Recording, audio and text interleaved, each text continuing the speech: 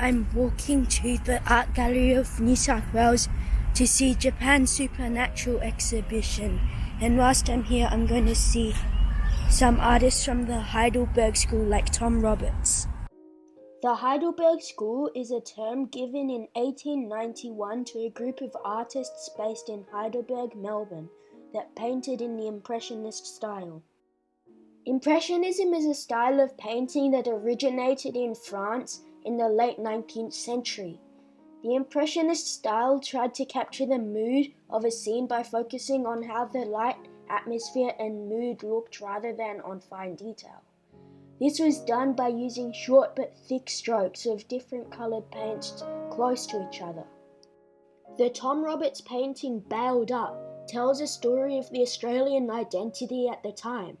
A coach is being held up and robbed by bushrangers. Such a scene captures what was in the minds of everyday people, especially with the death of Ned Kelly only 5 years earlier.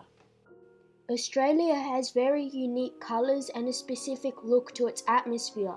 Roberts captures this plein air look with the grass shown as shades of orange and browns. The brown leaves on the gum trees border on the bluish tones.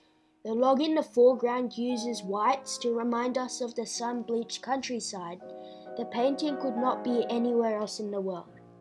Although the hold-up of the coach is centre of frame, Roberts draws the viewer's eye to other elements as well.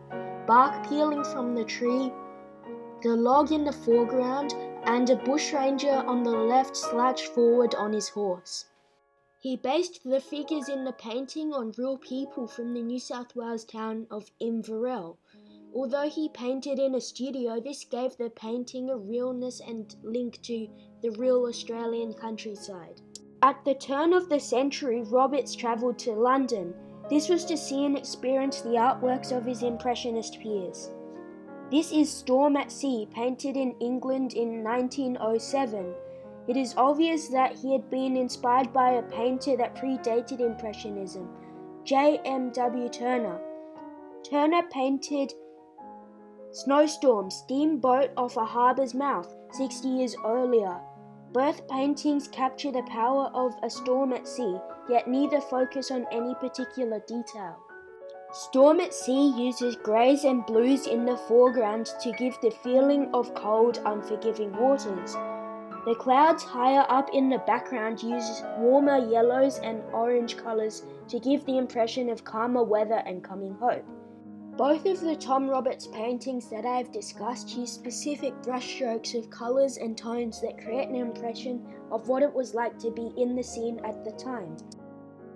One portrayed the harshness of an Australian summer and the other the harshness of an English seascape.